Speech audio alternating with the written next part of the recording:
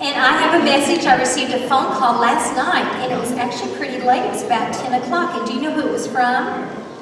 Marge Smith. I told her she was keeping some mighty late hours, and she said, well, you just let them know I'm not dead yet. So I'm here telling you that she said, she brings her greetings, and the words that she said is, if she could have done anything this morning, if she could have gone anywhere, the whole weekend, it would have been here. And she said, with my kids.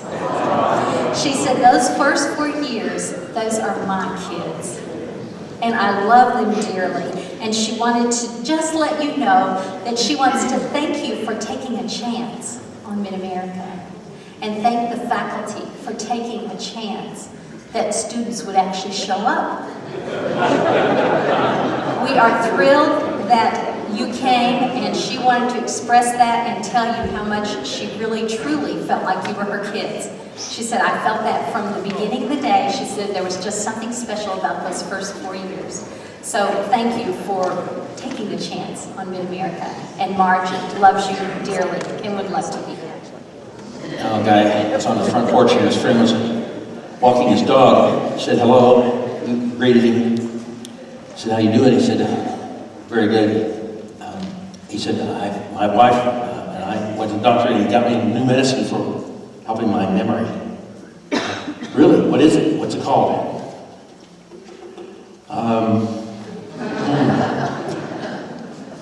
It's new medicine, just came out on the market. Oh, for goodness sakes. It's a flower, red, has thorns on it. Rose, what's the name of that medicine?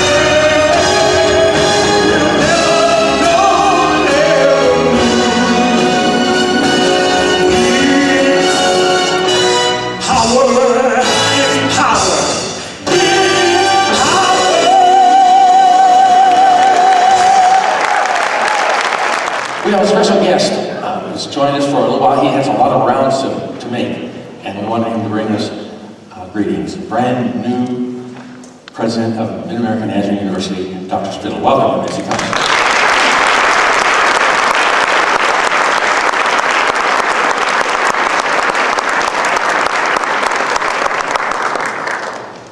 Well, it is my pleasure to welcome you to MidAmerica Nazarene University. We're so glad you're here. I do need to make a public service announcement. College Church has about 300 senior parking spaces, and I noticed this morning they were all full when I arrived. We do have alternate parking. It requires about 40 feet of additional walking, so that won't inconvenience you. It's a delight to have you come back, and it's been so interesting to hear the stories. I mentioned last night at the dinner, please don't tell our students what you know about this institution. I never thought, Dr. Cunningham, in this sacred place I would hear the words bingo. After homecoming's over, sir, we have to go around and re-sanctify this entire campus. I learned this morning what these tires are all about. Please don't tell our students, but the cost of scaffolding to get up high enough to put that over the flagpole is prohibitive. If you want to give us some extra surplus cash like General Motors got, we'll be happy to do that for you. But we're delighted to have you here, and it probably seems like many of you just packed up your record players just yesterday. You remember the one that had the little plastic dot so you could play 45s and 33 and a thirds? You remember that? Some of you brought computers. Your Commodore 64s were just an amazing piece of equipment. And you all brought your laptops. They had stacks of paper with the wire curls that held them all together, and you held them in your lap. Someone asked me yesterday, we're here for a reunion, and there's a lot of children running around here, but where are the students? I said, those are the students.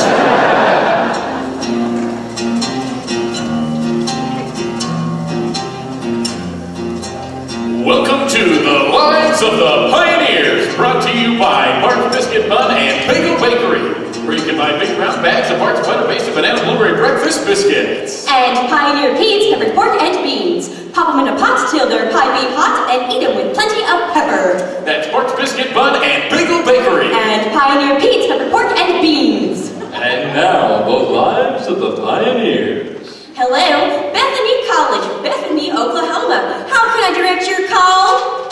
This is the General Secretary, and I'd like to speak to Curtis Smith, please. Shirley. And no, I said I'm the General Secretary, not Shirley.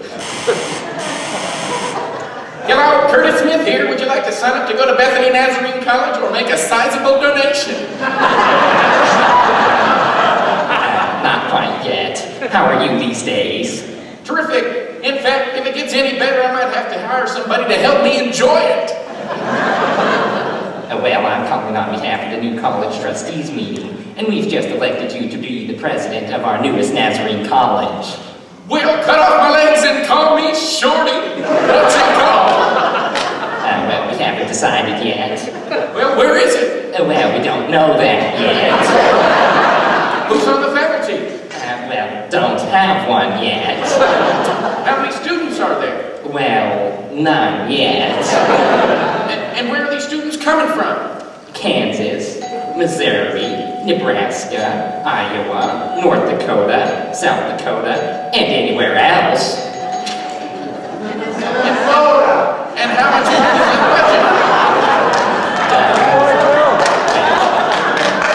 budget? None. You'll have to raise it. Let me get this straight. I'm the president of a college that is nowhere, has no name, no faculty, no students, no budget, and it's supposed to educate students from 8 states and everywhere else? Well, yes, that's about the size of it. Sounds exciting. Where do I sign up? How did you get from there in Sykeston to MidAmerica? I understand that Bill Draper might have had something to do with that, and I also recall faintly something about a bus ride and a windbreaker. That's right. Thanks to Robin's dad, he came all the way down to Sykeston, Missouri, and spoke at our little teeny tiny church, and he said, basically, we're going to take a bus, and we're going to a college, and it's 8 hours away. Well, first of all, I'd never ridden a bus, and I hadn't been 8 hours away, so I was on the bus. I didn't care where it was going.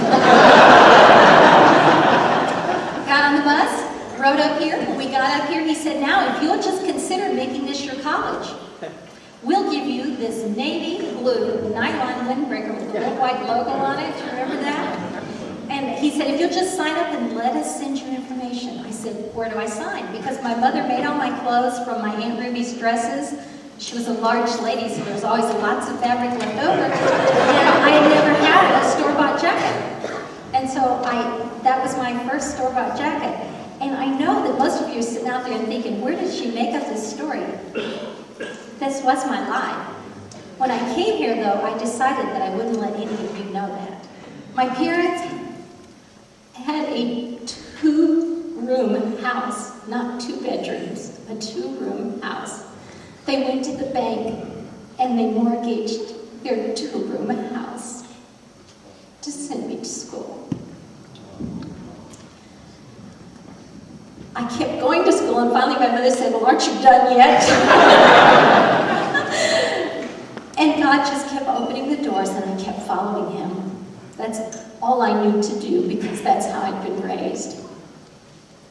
I look back now and see how he used each of those days, because I decided to follow him and be faithful. That he would use each of those days to prepare my steps to the point that I am in a location now in the state of California where I believe I am there to be Jesus to his people.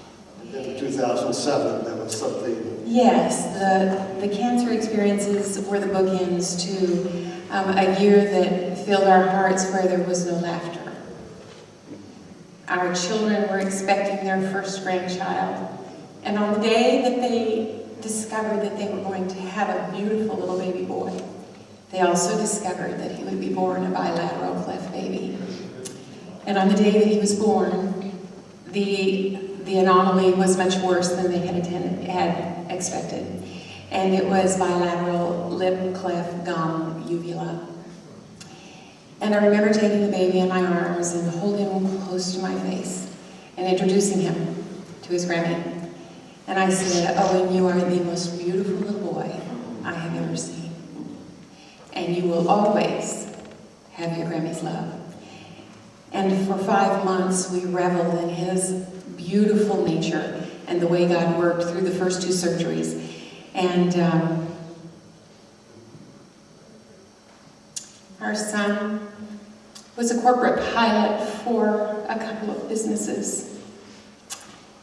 And 5 months after his little baby was born, he had just dropped his passengers off and was heading back home to his precious family. And his plane was caught in the leading winds of Hurricane Umberto, and it was destroyed in the air.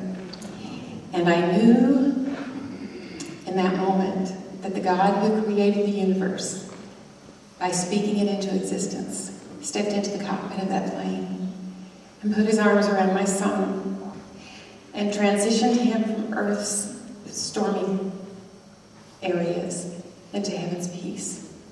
And God has been faithful every step. He's been faithful.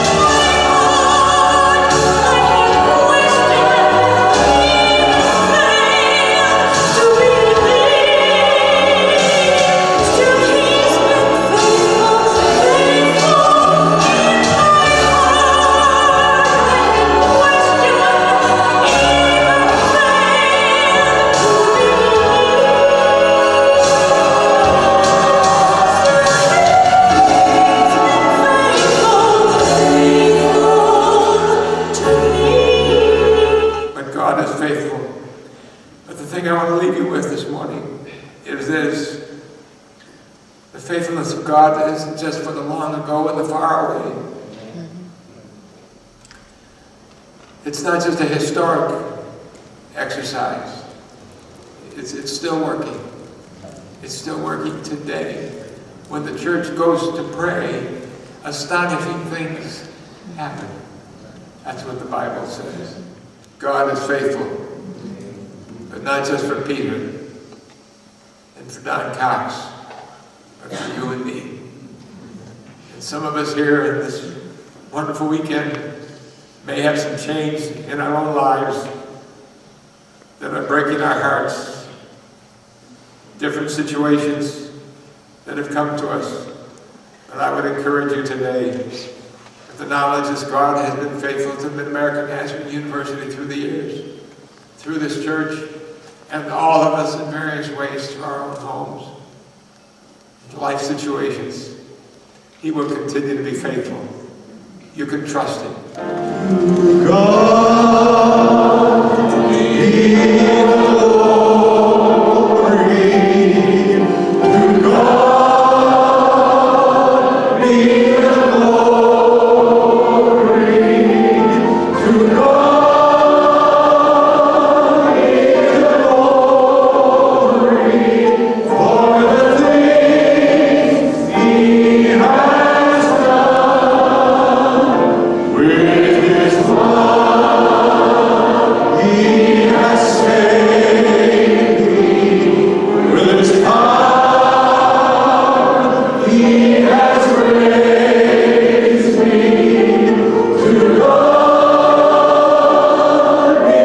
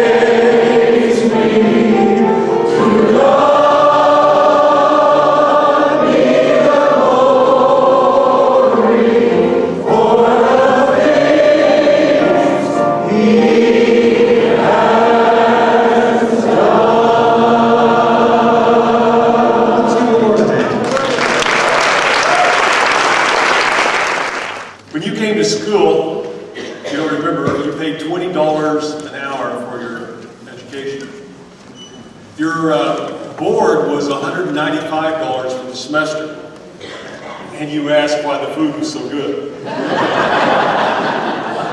You paid $135 for your room. Your bill, by the time you got through and you finally talked to Jim Elliott, was probably somewhere for that semester, somewhere between $2,000 and $3,000.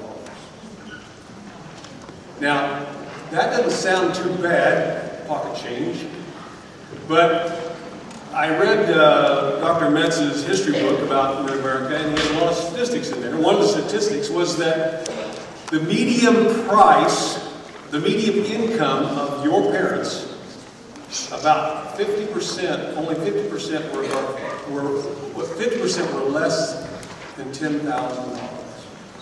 Your family's income. I thought my dad was pretty rich, though, but it was pretty low. What was interesting also is there really wasn't, I can tell you my experience. I went through the line, you know, that day we finally enrolled, and we had to go through the line, and we had to talk to somebody in the finance department. And so Jim Elliott looks at me, and he looks at my, he goes, "Well, how are you going to pay for this?" And I think I was kind of like Kay. I said, "Wait." I says, "Well, I hope I'm going to get in the quartet, and they'll help pay for it." And, "Well, that's not going to make it." He figured it out. And so, "How are you going to pay for this?" "Well, I'll get a job." So over the years, that Honor Alumni Association, it became the cattle auction. It became big time. Finally, there were some years that they even raised $100,000 for an Honor Alumni Association. Just a couple years ago, somebody from MidAmerica, I'm sorry, I don't remember who it was, but he came by and saw me, made an appointment, came to my office, and talked to me about MidAmerica. I said, "This is the first time, after all these years, 30 years, 35 years, 30 years, that someone has come by from MidAmerica to talk to me about possibly giving money to MidAmerica University." Now, I live off the zone, so if you live on the zone, you've probably been part of these campaigns to raise money. But us that are off the zone, we've kind of gotten by easy. And I told him, I says, "You know, we feel almost guilty. We've been getting by pretty easy. We haven't had to get through these campaigns, even though we've helped on our own campaigns in our district. But nothing like what I remember going out with Ron. I see Ron down here, and we traveled many miles with Dr. Smith and with Reverend Draper in raising money. Do you remember that in 1970? I think it was called the Progress campaign. The church sent this college sent out a bunch of students and seminary students to go to all these little churches all across our zone just to raise money.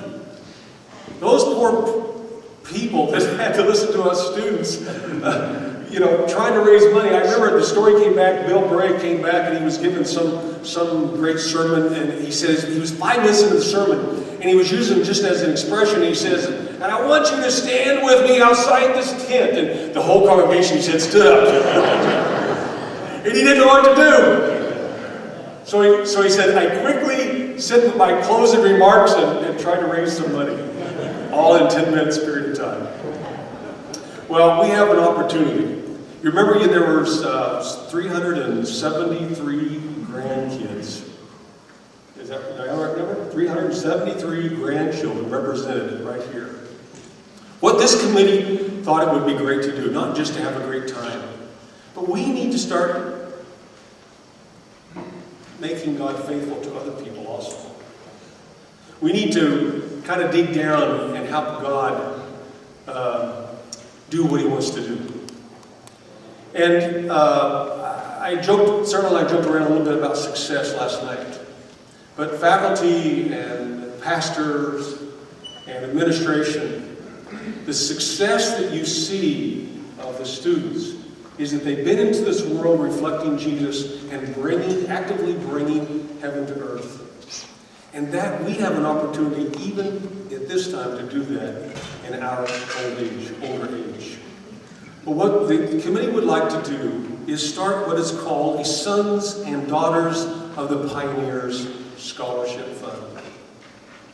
And it would go directly to descendants of the sons and daughters of the pioneers. Think about that. Now, I know most of you have put some of your children through college already and are still paying for it. But your grandchildren and their children and their grandchildren will walk in here someday and see this birth certificate. I'm related. My great-great-grandfather was Alan Brown. And I get to get a scholarship just because of that. And so we would like to do that. It's been 40 years. We would like to be able to, and right now, there's somebody on your table who's going to pass out some cards. Have they already done that? Are there cards to be passed out? Okay, we'll pass those cards out. You pass them out. What do they look like? I don't have them. Okay, great. Just like that. You see it right there. What we would like to do is at least raise or at least commit for the first year. We need at least $20,000 to fund an endowment. We would like to at least say for the first year, if we can, this year itself, be able to commit $40,000. 40 years. Celebrate 40 years of God's faithfulness. Let's see if we can raise $40,000. After we leave here tonight, in the next week, a letter will go out to those people that you know that are not here and say they missed a great time. But guess what you get to do? You get to join us and be part of God's faithfulness and making sure God's faithfulness continues on for generation after generation. What a great opportunity we have. I believe, Sarah, we've gotten away kind of cheap. And you're going to make up for it as you fill out that card, aren't you? Can I tell you this? Your committee, the committee that planned all of this, they've already committed just under $5,000. And that's to be given, they will be giving that within the next couple of months. But some of you want a longer plan. You see there's an opportunity for that on the card, to make that a longer plan. But we would like to say to the college, thank you. Thank you for being there for us. Thank you for allowing us to be part of it. And thank you for the opportunity that we can make this happen for the future. So would you fill that out? And we want you to fill it out. I'm going to give you just a couple of minutes to fill it out. I'm sure Dan will have something to say at that point. Well, I just wanted to make a public confession. I'm serious. I watched MidAmerica almost drop off the map. Yeah. I did not make, when we worked on our trust, we've written MidAmerica Nazarene University into our estate. My father trained me that after I die, tithe. And so my estate is set up to include MidAmerica Nazarene University. After I die, my property and my annuities are going to MidAmerica. And I'm reading the news that MidAmerica is about to end, and I didn't send a dime.